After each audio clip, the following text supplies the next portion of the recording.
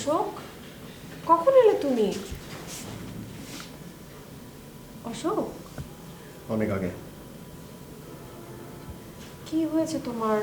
এত চুপচাপ কেন? প্লিজ আদিতা, বিরক্ত করো না প্লিজ, যাও তুমি। আহা, আমাকে বলো। আহা, কি বলবো? বলো, সমাধান দিতে পারবে? পারবে না? বলো বলো করবে না? পারবে?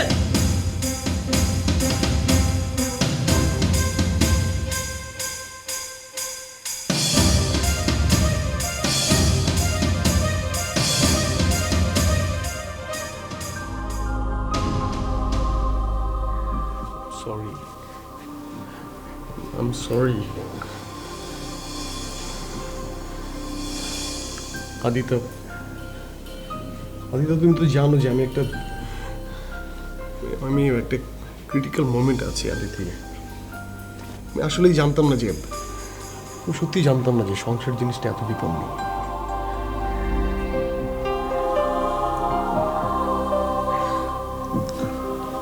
তোমার একটা ক্রিটিক্যাল টাইম যাচ্ছে, আমি সেটা বুঝতে পারি, কিন্তু তাই বলে তুমি আমার সাথে শেয়ার করবে না?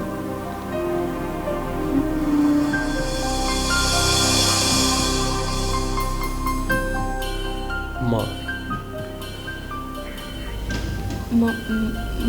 মা কি বলেছে? মানে আমাকে যেতে নিষেধ করেছে? যে তোমাকে নিয়ে নেই এই সমস্যা। আমি একটা কথা বলতে গেলে তুমি আরেকটা ভাবো। আই এম সরি, আমি আর আগ থেকে কিছু বুঝতে যাব না। তুমি যেটা বলবে সেটাই বুঝবো। বলো, কি হয়েছে? মা বলেছে বাবার হারিয়ে যাওয়ার পেছনে নাকি আমি দায়ী।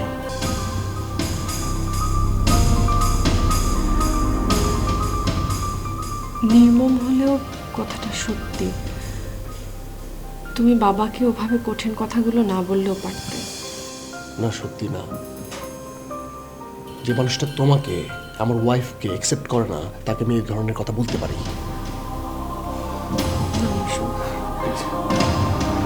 আচ্ছা, একটু মাথাটা ঠান্ডা করো। চলো ভেতরে চলে আসো।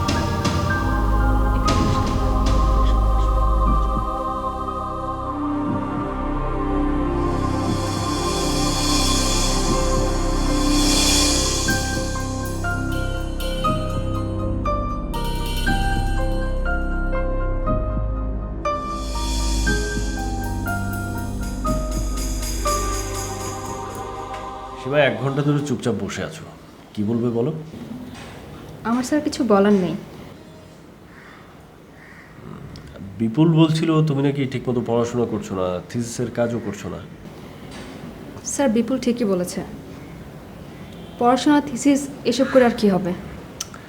না না, কিন্তু তোমার তো একটা ভালো ফিউচার আছে, তুমি একটা ভালো স্টুডেন্ট। তুমি যদি চেষ্টা করো তুমি ইউনিভার্সিটির টিচার হতে পারবে। এই কারণেই আমি বলছিলাম যে ডক্টরেটটা করো, একটা বেটার ফিউচার তো তোমার আছেই। স্যার, আমার ফিউচার, আমার ক্যারিয়ার, এসব নিয়ে কথা বলতে ভালো লাগে না।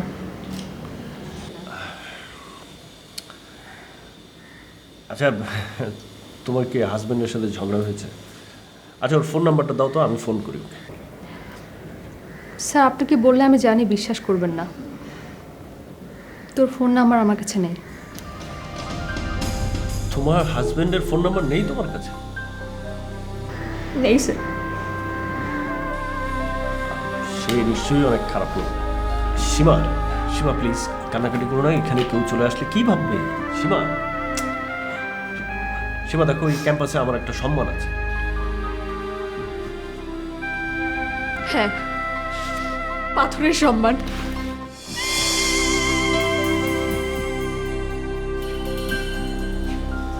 পাগল একটা।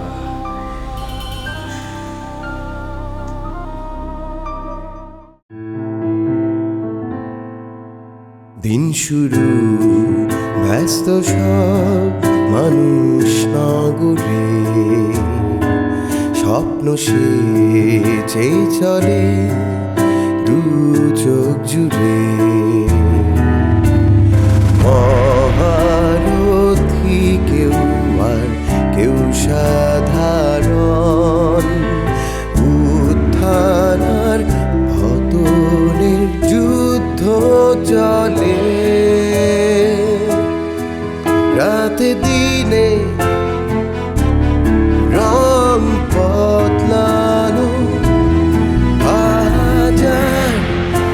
মানুষের চাওয়া পাওয়া অতিথি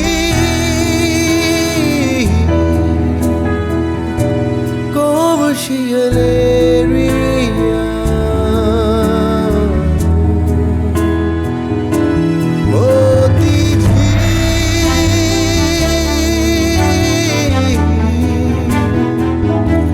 কমার্শিয়াল এরিয়া।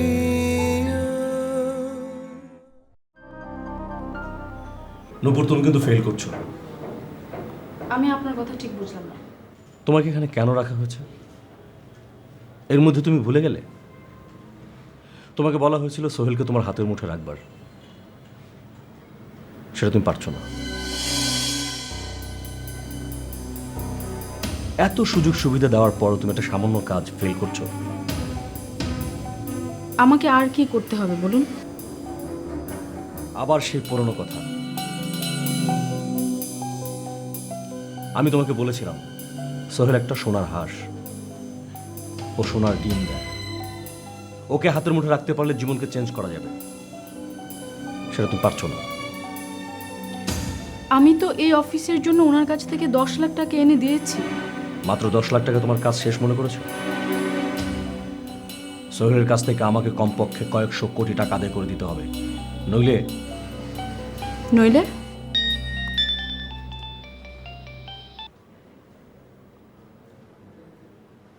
হ্যাঁ জলি সাহেব, কেমন আছেন? আপনাকে থ্যাঙ্কস জানাতে ফোন করেছি। দেরি হলেও ঘুরিয়ে হলেও টাকাটা আপনি আমাকে দিলেন। হ্যাঁ জলি সাহেব, আপনাকে একটু ঘুরিয়েছি বটে, সেজন্য আমি দুঃখিত। বাট আপনার ধৈর্যের প্রশংসা করতে হয়। এতদিন আপনি ধৈর্য ধরে অপেক্ষা করেছেন, আপনার জায়গায় আমি হলে কিন্তু পারতাম না। ইনফ্যাক্ট আমি হলো শকুন। শকুন যেমন তার খাবারের জন্য স্থির লক্ষ্যবস্তুর দিকে তাকিয়ে থাকে সুযোগের অপেক্ষায়, আমি তেমনি অপেক্ষা করে থাকি আমার দাবি আদায়ের জন্য।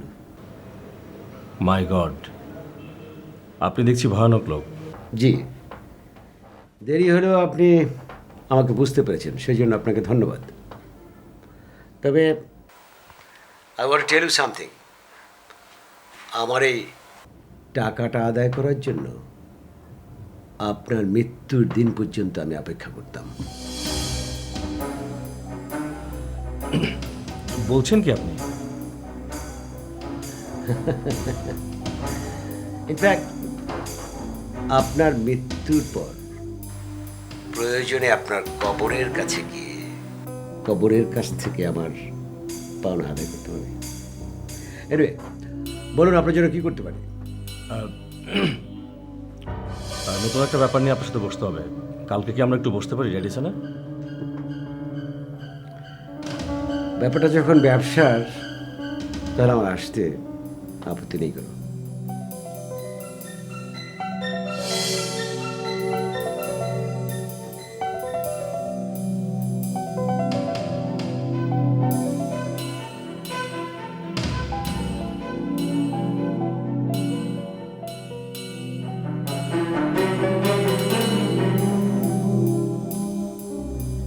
তুমি বলছো জাকিয়া গ্রামে গেছে?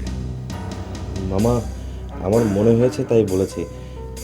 এটা সত্যি হতেও পারে, আবার নাও পারে। তোমার মনে হওয়ার কারণ?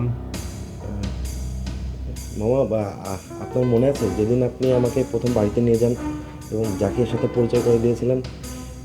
জাকিয়াকে বলেছিলেন যে আমাকে মার্কেটে নিয়ে যেয়ে কিছু কাপড় চোপড় কিনে দিতে। হ্যাঁ, আমার মনে আছে। আমরা যদি মার্কেটে যাই, সেদিন জাকিয়ার সাথে জাকিয়ার এক বন্ধু ছিল, নাম আয়াজ। তা ওরা প্রায় কথা বলার সময় আয়াজের গ্রামের বাড়ি যাবার কথা বলতো।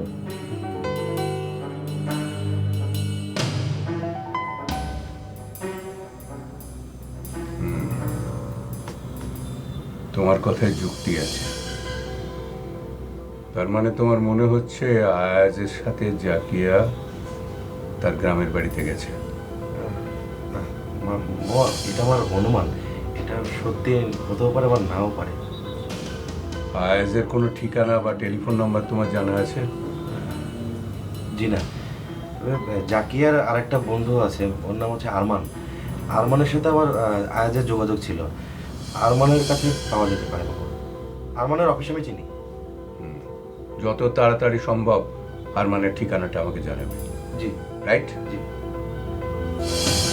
আসি বাবা।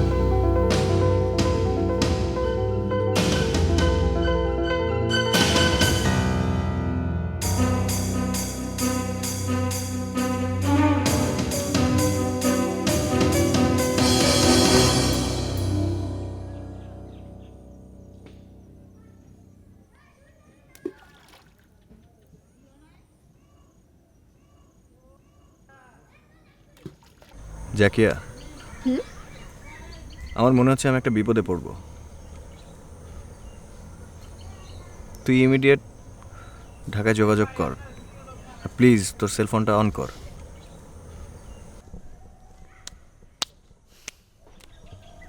আমি জানি আমি একটা ঝুঁকি নিয়েছি, যেহেতু ঝুঁকি নিয়ে ফেলেছি সেহেতু মিনিমাইজ করার কোনো উপায় নেই। এতক্ষণে হয়তো বাবা দাদু আমাকে না দেখে পুরো ঢাকা শহর তোলপাড় করে দিয়েছে, কিন্তু আমার আসলে কিছুই করার ছিল না। শোন, তুই আমার উপরে আস্থা রাখ, ঠিক আছে? কি রে, কি হলো? ও তুই বুঝবি না। না বললে কি করে বুঝবো, বল। আমার কষ্টের কথা বাদ দে, এই গ্রাম কেমন লাগলো তোর? গ্রাম অনেক সুন্দর, অনেক। গ্রামের মানুষ, গাছপালা, হাঁস মুরগি, মানে সব কিছু এত সুন্দর, এবং তার থেকেও বেশি সুন্দর হচ্ছে তোর মা আর তোর বোনকে।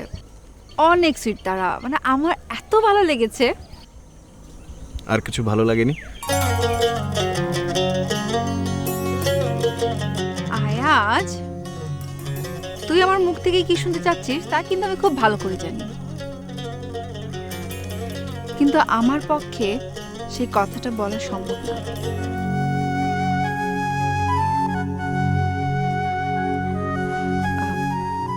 এখন সম্ভব না বলে ভবিষ্যতে যে হবে না তাও কিন্তু আমি বলছি না। আসলে আমি আমার মনের খবর না আমি নিজেই জানি না।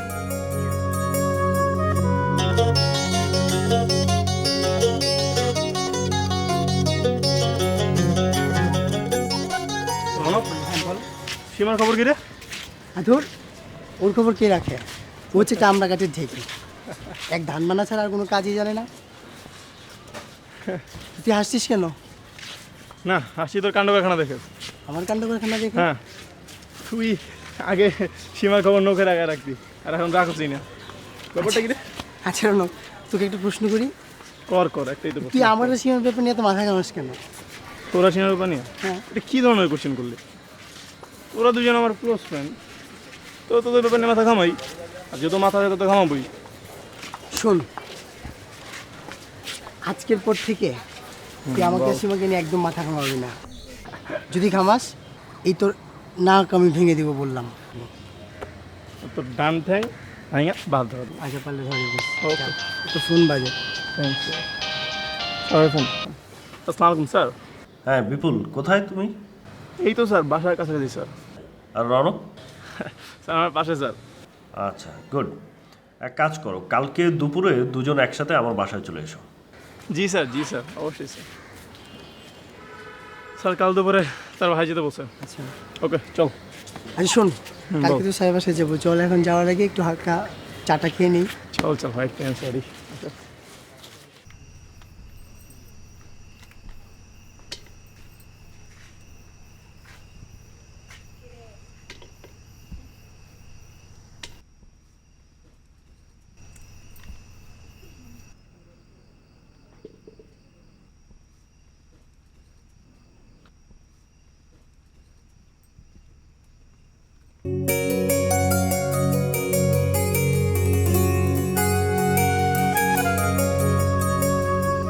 জানোস দীপু, আমার মনে হয় কি কি আয়েজ যে জাকিয়া খুব পছন্দ করে।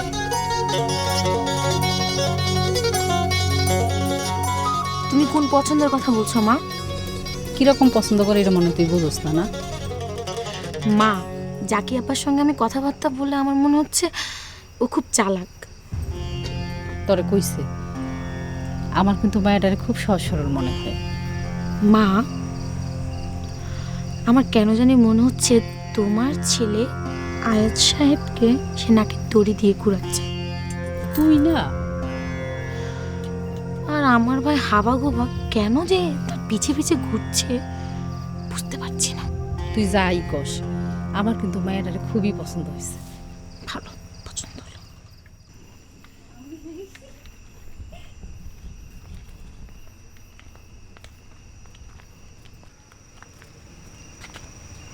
কি করছেন আন্টি? তুমি যা রান্না করতে কইছো, পেঁপে দিয়ে চিংড়ি মাছ, আবার পেঁপে ভর্তা আর ডাল ভুনা। পেঁপে ভর্তা? ওয়াও, এত টেস্টি হয় আন্টি, আপনার হাতে না খেলে বুঝতে পারতাম না। মা, আমি ওকে নিয়ে একটু সামনে থেকে আসি। যা, যাও মা, ঘুরে আসো। চলো। যাও যাও যাও।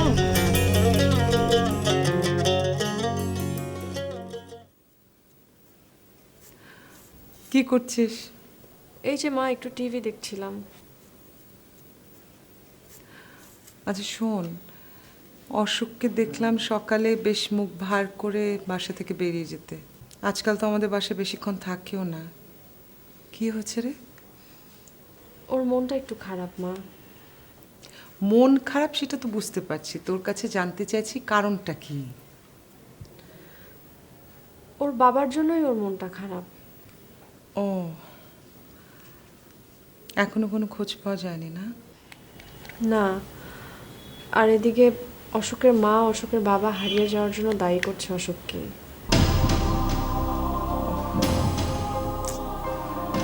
তাহলে তো সিচুয়েশনটা বেশ জটিলই। এই জন্য অশোকের মনটা প্রায় খুব খারাপ থাকে।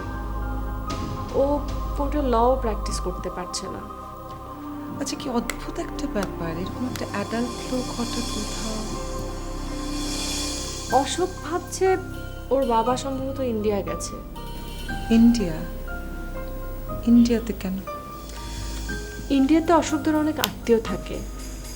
ওর বাবা 2-3 বছর পর একবার গিয়ে বেরিয়ে আসেন, এই জন্যই ভাবছে।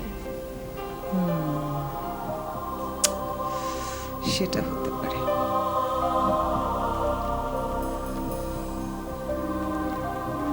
আচ্ছা, তোর শ্বশুরটা কেমন লোক বলতো? সে যদি ইন্ডিয়ায় গিয়ে থাকে তো একটা খবর দিয়ে যাবে না? আর উনি রাগ করেছেন ওনার ছেলের সাথে, অশোকের সাথে। শাশুড়ির তো কোনো দোষ নেই, বেচারাকে একটা খবর দিয়ে যাওয়া উচিত ছিল না? এটা একদমই ঠিক।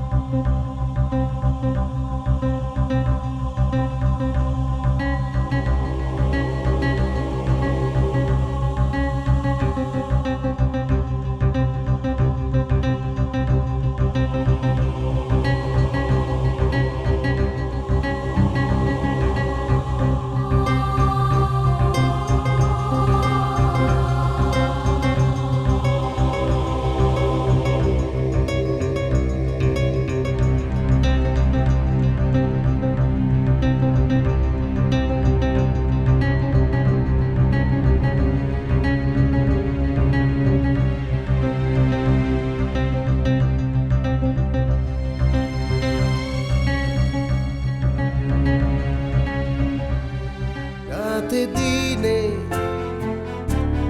রং বদলানো হাজার মানুষের চাওয়া পাওয়া অতিথি কমর্শিয়াল এরিয়া